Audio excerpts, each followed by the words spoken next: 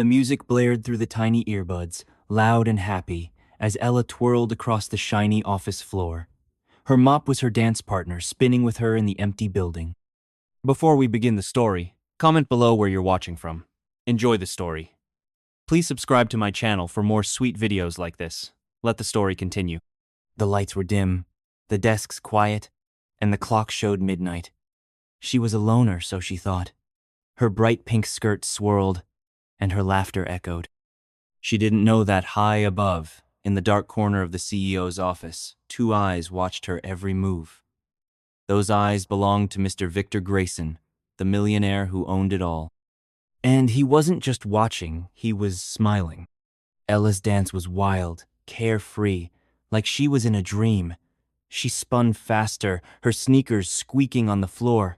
The song hit its big finish, and she leaped, arms wide, landing with a giggle. But then, crash! Her mop hit a glass vase on a desk. It shattered into a million pieces, sparkling like stars on the floor. Her heart stopped. The music faded. She ripped out her earbuds and stared at the mess. Her hands shook. This wasn't just a vase, it was fancy, probably worth more than her whole paycheck, maybe her whole year's pay. "Oh no, oh no, oh no," she whispered, dropping to her knees. She scooped up the shards, her fingers trembling. What would happen now? Would they fire her? She needed this job. She really needed it. Tears stung her eyes as she glanced around, hoping no one had seen, but someone had. Up in the shadows, Mr. Grayson leaned closer to the window, his smile gone. His eyes narrowed, and then his phone buzzed with a message that made his face go pale. What had he just seen, and why was he still watching her? Ella's life wasn't always dancing and broken vases. Let's go back to the start, 3 weeks ago, when she first got the job at Grayson Towers. Ella was 24, with curly brown hair and a smile that hid a lot of worries.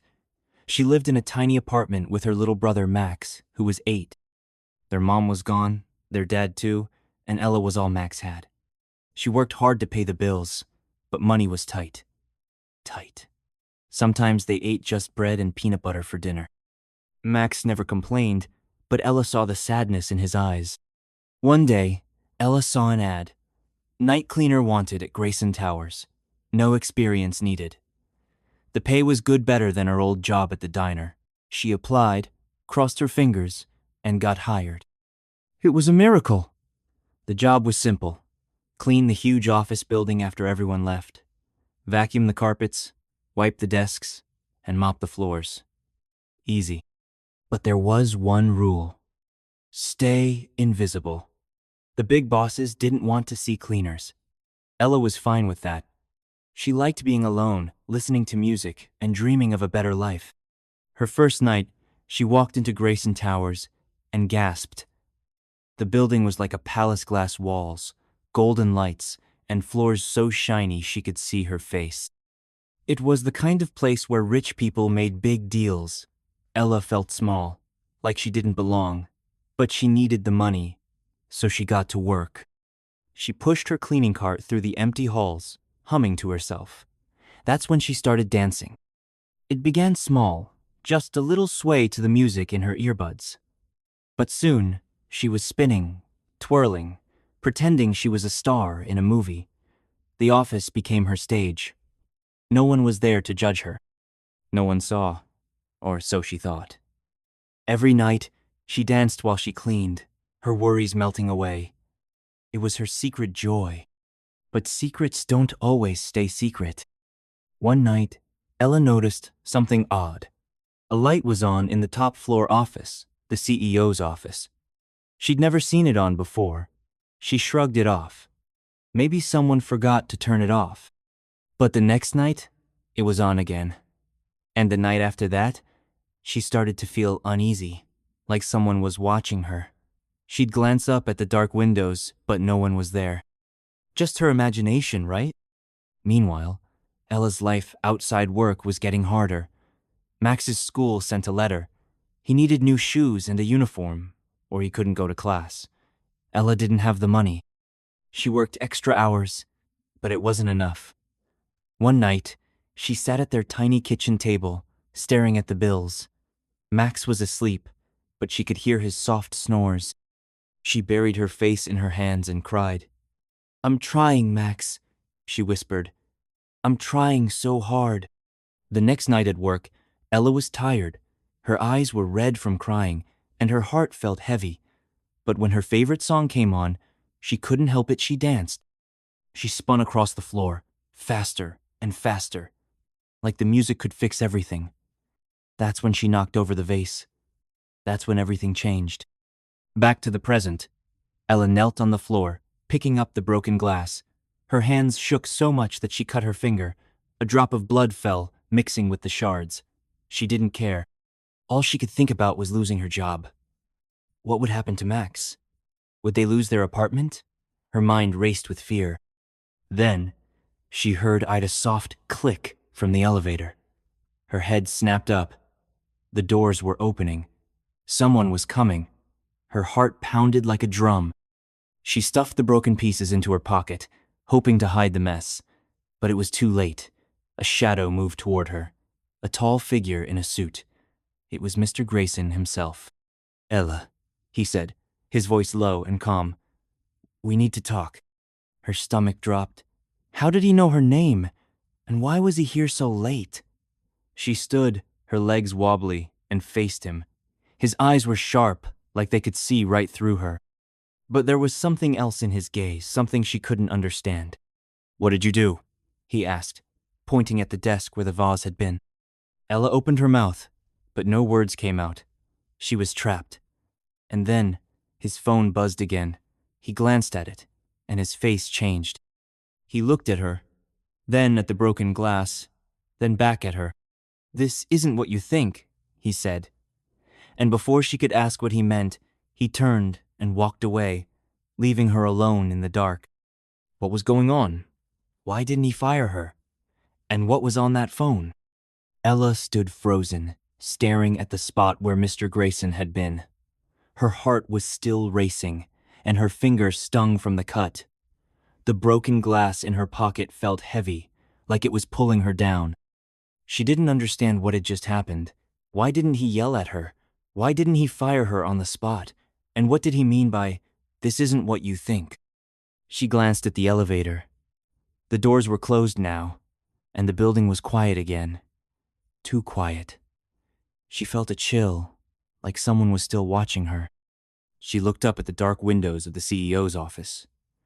The light was off now. Had it ever been on? Was she imagining things? Ella shook her head. She had to focus. She grabbed her mop and started cleaning again, but her hands wouldn't stop shaking. Every squeak of her sneakers made her jump. She kept expecting Mr. Grayson to come back. Or worse, someone else. Maybe security. Maybe they'd call the police. She imagined Max alone, waiting for her, while she was in jail for breaking a vase. The thought made her feel sick. She finished her shift and hurried home, her mind spinning. When she got to her apartment, Max was asleep on the couch, a half-eaten peanut butter sandwich next to him. Ella's heart ached. She covered him with a blanket and sat down, staring at the bills on the table. She couldn't lose this job. She just couldn't. The next night, Ella went back to work, her stomach in knots. She kept her earbuds off and her head down. No dancing tonight. No music. Just cleaning. She moved quietly, like a mouse, hoping no one would notice her. But as she mopped the main hall, she saw it again. The light in the CEO's office was on. Her heart skipped a beat. Was he up there? Watching her again? She tried to ignore it, but the feeling grew stronger. Someone was watching her. She could feel it in her bones. She glanced up, and for a split second, she thought she saw a shadow move behind the glass. She gasped and dropped her mop. It clattered to the floor, the sound echoing like a gunshot. "Get it together, Ella," she muttered to herself. She picked up the mop and kept working, but her eyes kept darting to the windows. She was so nervous she almost missed the tiny note taped to a desk. It was small, folded, with her name written on it in neat handwriting, Ella. She froze. Who left this? She looked around, but the office was empty. Her hands trembled as she opened the note. Inside it said, "Meet me in the lobby at 1 a.m. Don't tell anyone. V. G. VG Victor Grayson, the CEO, her boss's boss's boss. Why did he want to meet her? Was this about the vase? Was he going to fire her now? Or was it something else? Her mind raced with possibilities, each one scarier than the last. Ella checked the clock. It was 12:45 a.m. She had 15 minutes to decide. Should she go? What if it was a trick? What if he was angry? But what if she didn't go? Would that make things worse? She bit her lip, her heart pounding. She didn't know what to do, but she knew one thing. She couldn't keep living like this, always scared, always struggling. At 1 a.m., Ella stood in the lobby, her cleaning cart next to her. The huge room was dark, with only a few lights glowing. The glass walls reflected her nervous face. She felt small, like a bug in a giant web. She waited, her hands twisting together, her eyes darting to every shadow. Then, she heard footsteps. Slow, steady, coming from the hall, her breath caught in her throat. Mr. Grayson stepped into the light. He was tall, with dark hair, and a suit that probably cost more than her rent. His face was serious, but his eyes, they were kind, almost sad. "Ella," he said, stopping a few feet away. "Thank you for coming." She nodded, too scared to speak. Her throat felt dry, like she'd swallowed sand. "I saw what happened last night," he said. "The vase and your dancing." Ella's face burned. She wanted to disappear. He'd seen her dancing, her silly, goofy dancing. She felt like a fool. She opened her mouth to apologize, but he held up a hand. "I'm not here to fire you," he said. "I'm here because I need your help." Her eyes widened. Help? Her? A cleaner? What could she possibly do for a millionaire CEO? He stepped closer, his voice low. "Something is going on in this company. Something bad. And I think you're the only one who can help me stop it." Ella stared at him, her mind blank. What was he talking about? What kind of trouble? And why her? Before she could ask, a loud bang came from the hallway. Mr. Grayson's head snapped toward the sound. His face went pale. "Someone's here," he whispered. "We're not alone." Ella's heart stopped. Who was it? And what did they want? Ella's heart pounded so loud she thought it might burst. The bang from the hallway echoed in her ears, and Mr. Grayson's whispered words, "We're not alone," sent a shiver down her spine. The lobby of Grayson Towers felt colder now, the dim lights casting long, creepy shadows on the glass walls. She clutched the handle of her cleaning cart, her knuckles white. Who was out there? And what did Mr. Grayson mean about needing her help? Mr. Grayson grabbed her arm, his grip firm but not rough. "Stay quiet," he hissed, pulling her behind a giant potted plant. The leaves scratched her face, but she didn't care. She peeked through the branches, her eyes locked on the dark hallway where the noise had come from. Her breath was shallow, like she was afraid to make any sound at all. Another sound came, a soft thud, like footsteps. Slow, careful. Someone was coming closer. Ella's mind raced. Was it security? Another cleaner? Or something worse? She glanced at Mr. Grayson. His face was tense, his jaw tight. He wasn't scared, but he was worried. That made her even more nervous. If a millionaire CEO was nervous, what chance did she have? "Who's there?" she whispered, her voice barely audible. He shook his head, his eyes never leaving the hallway. "I don't know, but we can't let them find us. Not yet." Not yet? What did that mean? Ella wanted to ask, but the footsteps were louder now. She could hear the faint squeak of shoes on the polished floor. Her stomach twisted. She thought of Max, asleep at home, waiting for her. She couldn't get caught. She couldn't leave him alone. Then, a figure appeared at the edge of the hallway. It was tall, dressed in black, with a hood covering its face. They moved like a shadow, silent and smooth. Ella's breath caught. This wasn't a security guard. This was someone who didn't want to be seen. The figure stopped, their head turning slowly, like they were scanning the lobby. Ella pressed herself deeper into the plant, her heart hammering. Mr. Grayson leaned close, his voice a whisper in her ear. They're looking for something. Or someone. Ella's eyes widened. Us?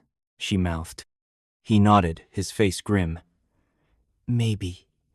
Or maybe something I've been hiding. Hiding? Ella's head spun. What was he talking about? What kind of trouble was he in? And why was she stuck in the middle of it? She wanted to run, to grab her cart and sprint out of the building. But her legs felt like jelly, and Mr. Grayson's hand on her arm kept her still. The hooded figure moved again, stepping into the lobby.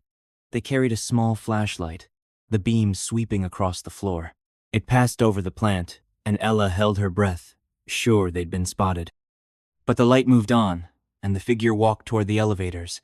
They pressed the button, and the doors opened with a soft ding. The figure stepped inside, and the doors closed. The lobby was silent again. Ella let out a shaky breath. Who was that? She asked, her voice trembling. Mr. Grayson didn't answer right away. He waited, listening, like he was making sure the figure was gone. Then he stood, pulling her up with him. Come on, he said. We don't have much time. Time for what? Ella asked, her voice louder now. She was scared, but she was also confused and a little angry. You said you need my help, but you're not telling me anything. What's going on? Why was that person here? And why are you dragging me into this? Mr. Grayson stopped and looked at her. His eyes softened, like he could see how scared she was. I'm sorry, Ella, he said. I didn't mean to scare you, but I can't explain everything here. It's not safe. Will you trust me? Just for tonight? Ella stared at him. Trust him? She barely knew him. He was the CEO, the guy who owned this fancy building and probably a million other things. She was just a cleaner, struggling to pay her bills. Why should she trust him? But something in his eyes, something real made her pause. He didn't look like a liar. He looked desperate. Okay, she said finally. But you have to tell me something. What's this about? He nodded. Fair enough. Someone's trying to ruin my company. They're stealing secrets, important ones. I've been watching the building at night, trying to catch them. That's why I saw you dancing. And that's why I need you. Ella blinked. Me? Why me? I'm nobody. You're not nobody, he said, his voice firm. You're here every night. You see things no one else does. You know this building better than anyone. And I think you're someone I can trust. Ella's cheeks warmed.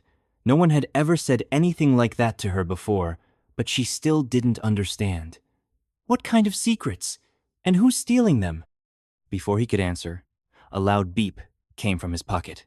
He pulled out his phone and glanced at the screen. His face went pale again, just like it had the night before. They're moving faster than I thought, he muttered. Who? Ella asked, her voice rising. What's happening? He grabbed her hand and started pulling her toward the stairs. No time to explain. We need to get to my office, now. Ella stumbled after him, her mind a whirlwind of fear and questions. They ran up the stairs, their footsteps echoing in the empty stairwell. Her legs burned, but she kept going. When they reached the top floor, Mr. Grayson pushed open the door to his office. It was huge, with a big desk, fancy chairs, and a wall of windows overlooking the city.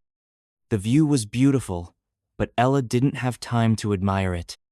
Mr. Grayson locked the door behind them and went to his desk. He opened a drawer and pulled out a small black box. It looked like a safe, but tiny, with a keypad on top. He typed in a code, and it clicked open. Inside was a single USB drive, small and silver. This, he said, holding it up, is what they're after. Ella stared at it. What's on it? Everything, he said. Plans, designs, deals. If the wrong people get this, my company's finished. And a lot of people will get hurt. Ella's stomach dropped. This was way bigger than a broken vase. "Who's they?" she asked. He opened his mouth to answer, but then the lights in the office flickered. Once, twice, then they went out completely. The room was pitch black, except for the faint glow of city lights through the windows. Ella's heart raced. She couldn't see Mr. Grayson anymore, but she could hear his breathing, fast and uneven. "Ella," he whispered, "get down." She dropped to the floor, her hands shaking. Something was wrong. Very wrong. Then, from the hallway, came a new sound, a soft click, like a key turning in a lock. Someone was trying to get in. Ella's blood ran cold. They were trapped, and whoever was out there was coming for them. Ella pressed herself against the floor, her cheek cold against the carpet. The click from the door grew louder, more insistent. Someone was trying to get into Mr. Grayson's office. Her heart pounded so hard she thought it might explode. The USB drive, the secrets, the hooded figure, it was all too much. She was just a cleaner. How did she end up hiding in the dark with a millionaire CEO, running from some mysterious enemy? Mr. Grayson crawled toward her, his voice a low whisper. "Stay calm, Ella. We can't let them find us." "Find us?" she hissed back. "They're about to break in. What do we do?" He grabbed her hand, his grip steady despite the fear in his eyes. "There's a back exit, a private elevator. It's hidden behind the bookcase. We can get out that way." A hidden elevator? Ella's mind reeled. This was like something out of a movie, but the sound of the door rattling snapped her back to reality. Whoever was out there wasn't giving up. She nodded, even though she wasn't sure Mr. Grayson could see her in the dark. "Okay, let's go." They crawled across the floor, staying low. Ella's knees scraped against the carpet, and her hands brushed against something sharp, a paperclip, maybe. She ignored the sting and kept moving. The bookcase was on the far wall, tall and heavy, filled with fancy leather books. Mr. Grayson reached it first and fumbled in the dark, searching for something. Ella heard a soft click, and part of the bookcase swung open, revealing a narrow metal door. The private elevator. "Hurry," he whispered, pulling her inside. The elevator was tiny, barely big enough for both of them. Mr. Grayson pressed a button, and the doors slid shut just as a loud crash came from the office. The intruders had broken in. Ella's stomach lurched as the elevator started to move, descending fast. Her ears popped and her hands shook. She clutched the railing, trying to stay calm. "Where are we going?" she asked, her voice trembling. "The basement," Mr. Grayson said. "There's a tunnel that leads to the parking garage. We can get to my car and get out of here." "A tunnel?" Ella's head was spinning. Hidden elevators, secret tunnels, this was insane. "Who are you? Why do you have all this stuff?" He gave her a small, tired smile. "I'm just a guy trying to protect what's mine, but I've made some enemies along the way." Before she could ask more, the elevator stopped with a jolt. The doors opened, and a blast of cold, damp air hit her face. They were in the basement, a dark, concrete maze of pipes and storage crates. It smelled like oil and dust. Mr. Grayson stepped out, the USB drive still in his hand. "This way," he said, leading her toward a rusty metal door. But as they reached it, a new sound stopped them. Cold footsteps. Fast, heavy, coming from the stairwell behind them. The intruders were following them. Ella's heart sank. They weren't safe yet. "Run!" Mr. Grayson shouted, pushing the door open. They sprinted into the tunnel, a narrow, dimly lit passage with flickering lights. The walls were damp, and the air was thick. Ella's sneakers slapped against the concrete, her breath coming in gasps. She could hear the footsteps behind them, getting closer. Mr. Grayson grabbed her hand, pulling her faster. "Don't look back," he said, but Ella couldn't help it. She glanced over her shoulder and saw two figures in the tunnel, both in black, their faces hidden. One of them held something. Shinya knife? A gun? She couldn't tell, but it made her run even faster. They reached the end of the tunnel, where a heavy steel door led to the parking garage. Mr. Grayson fumbled with a key, his hands shaking. Come on, he muttered. The footsteps were so close now that Ella could hear the intruder's heavy breathing. The door finally opened, and they stumbled. Stumbled into something far bigger than she ever imagined. They burst into the parking garage, a huge space filled with shiny cars. Mr. Grayson ran toward a sleek black car, clicking a key fob to unlock it. "Get in!" he shouted. Ella yanked the door open and dove inside, her heart racing. Mr. Grayson slid into the driver's seat and started the engine.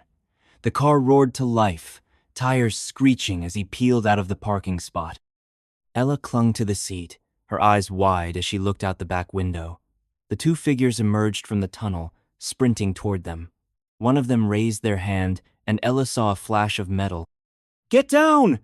Mr. Grayson yelled, pushing her head down. A loud bang echoed through the garage, and the back window shattered. Ella screamed, covering her head. "They were shooting at them! Mr. Grayson swerved, the car fishtailing as he sped toward the exit.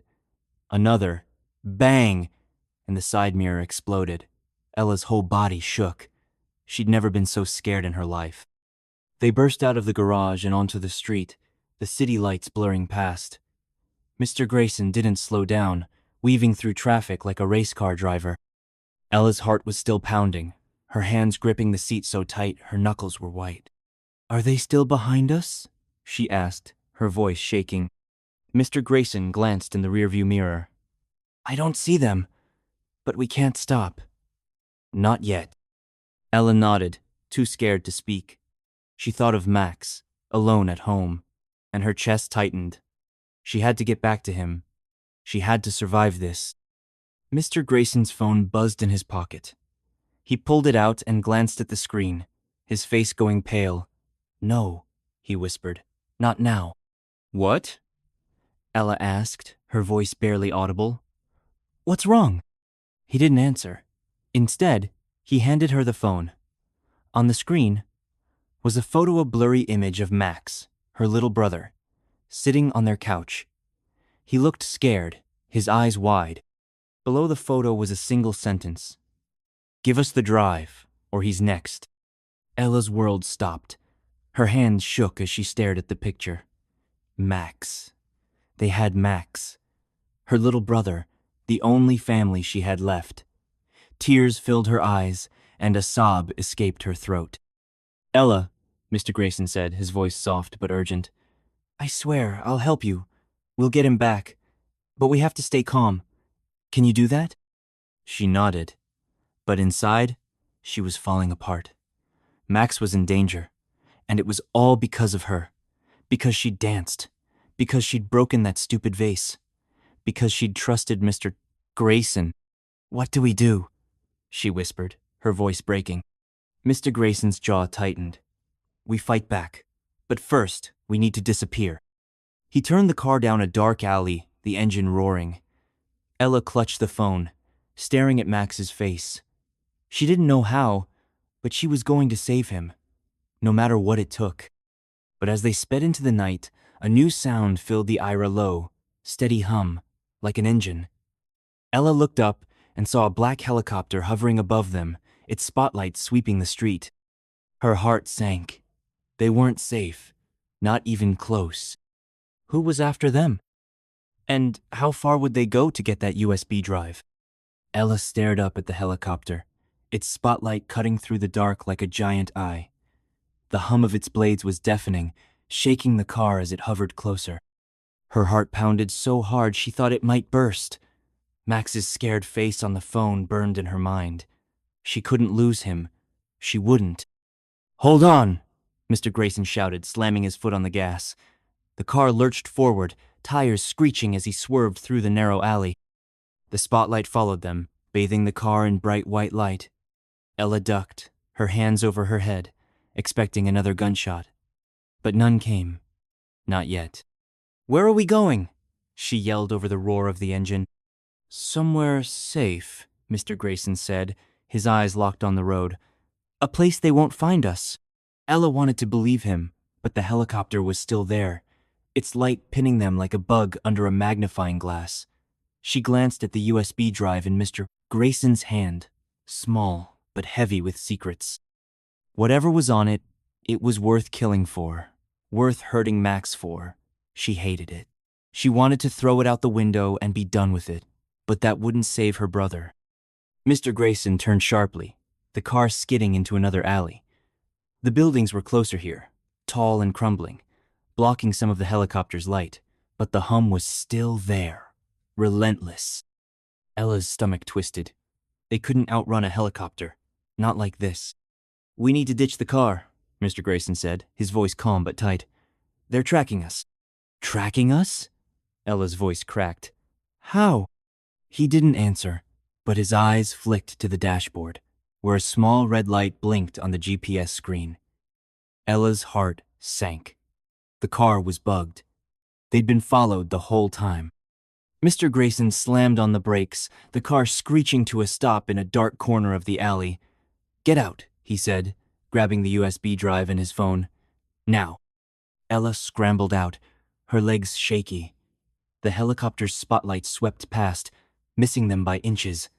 Mr. Grayson grabbed her hand and pulled her toward a rusty fire escape on the side of an old building. "Up," he said. "Hurry." She climbed, her hands slipping on the cold metal. Her arms ached, but she didn't stop. Max's face kept her going. Mr. Grayson was right behind her, his breath heavy. They reached the roof, a flat gravelly space with broken air vents and puddles of rainwater. The helicopter was circling now, its light sweeping the alley below. For the moment, they were hidden.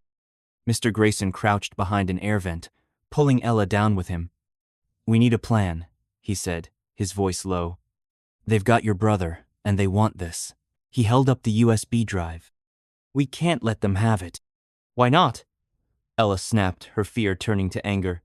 "It's just a stupid drive. Give it to them, and get Max back." He shook his head. "You don't understand. This drive has plans for a new energy source, clean, cheap, and enough to change the world. If the wrong people get it, they'll bury it. Or worse, they'll weaponize it. Millions could die." Ella stared at him, her mind reeling. This was bigger than she'd thought, bigger than her, bigger than Max. But none of that mattered if her brother was hurt. "I don't care about the world," she said, tears in her eyes. "I care about Max. He's all I have." Mr. Grayson's face softened. "I know, and I promise we'll save him.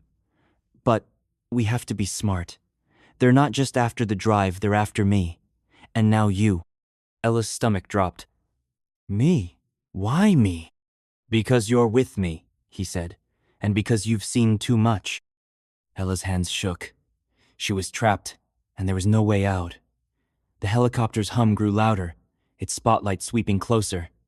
They were running out of time. Mr. Grayson pulled out his phone and typed something quickly. "I've got a friend," he said. "Someone who can help, but we need to get to him without being seen." "How?" Ella asked, her voice trembling. "They've got a helicopter." Mr. Grayson gave her a small, determined smile. "We go underground." He led her to a rusty hatch on the roof, half hidden under some old tarps. He pried it open, revealing a dark, narrow ladder leading down. "This building's old," he said. "It's got maintenance tunnels. They'll take us to the subway. From there, we can disappear." Ella hesitated, staring into the dark. It looked like a trap, but the helicopter's light was getting closer, and she had no choice. She nodded and started climbing down, her hands shaking on the rungs. Mr. Grayson followed, pulling the hatch shut behind them. The tunnel was damp and smelled of mold. Ella's sneakers splashed through shallow puddles, and the air was thick. She could barely see, but Mr. Grayson's phone flashlight lit the way. They moved fast, the sound of the helicopter fading above them. For the first time in hours, Ella felt a tiny spark of hope. Maybe they could do this. Maybe they could save Max. But then, a new sound echoed through the tunnel, a low, scraping noise, like metal on concrete. Ella froze. "What was that?" she whispered. Mr. Grayson's face went pale. "They found the tunnel." Ella's heart sank. They weren't safe, not even here. Footsteps echoed behind them, heavy and fast. The intruders were coming. "Run!" Mr. Grayson shouted, grabbing her hand. They sprinted through the tunnel, their footsteps echoing. Ella's lungs burned, but she didn't stop. She thought of Max, his scared face, his little hand in hers. She had to keep going. For him. The tunnel split into two paths, and Mr. Grayson hesitated. Left, he said, pulling her that way. But as they turned, a figure stepped out of the shadows ahead. It was the hooded man from the lobby, his face still hidden. He held a gun, its barrel glinting in the dim light. Stop, he said, his voice cold. Give me the drive. Ella's heart stopped. They were trapped. Behind them, more footsteps closed in. There was no way out. Mr. Grayson stepped in front of her, shielding her. You're not getting it, he said, his voice steady. Not without a fight. The man laughed, a low, chilling sound. You're out of moves, Grayson. Hand it over, or the girl dies. He pointed the gun at Ella, and her knees buckled. She wanted to scream, to run, but she couldn't move. Max's face flashed in her mind, and tears streamed down her cheeks. But then, something unexpected happened. Mr. Grayson moved faster than Ella thought possible. He lunged at the man, tackling him to the ground. The gun went off, the sound deafening in the tunnel. Ella screamed, ducking as the bullet ricocheted off the wall. Run, Ella, Mr. Grayson shouted, struggling with the man. Get to the subway, find my friend, his name's Leo. Ella hesitated, torn. She couldn't leave him. But the footsteps behind her were closer now, and she knew she had no choice. She clutched the USB drive, which Mr. Grayson had slipped into her hand during the struggle. With a sob, she turned and ran, her heart breaking. She sprinted through the tunnel, tears blurring her vision. The subway wasn't far, she could hear the rumble of trains ahead. She burst out of the tunnel into a crowded station, blending into the late-night commuters. Her hands shook as she gripped the USB drive, her mind racing. She had to find Leo. She had to save Max. And she had to trust that Mr. Grayson would make it out alive. But as she pushed through the crowd, a hand grabbed her arm. She spun around, expecting the hooded man. Instead, it was a woman, tall and sharp-eyed, with a badge clipped to her belt. Ella Thompson, the woman said, her voice firm. You're coming with me. Ella's heart stopped. A cop? Or something worse? She tried to pull away, but the woman's grip was like iron. Don't make this harder than it needs to be, the woman said. We know about the drive, and we know about your brother. Ella's world crumbled. They had her. They had Max. And now, they had the drive. She'd failed. But as the woman led her away, Ella's fingers tightened around the USB drive in her pocket. She wasn't done yet. For Max, she'd fight. She'd find a way, no matter what. The subway train roared into the station, its doors opening with a hiss. Ella took a deep breath, her heart pounding. This was her last chance. She had to make it count.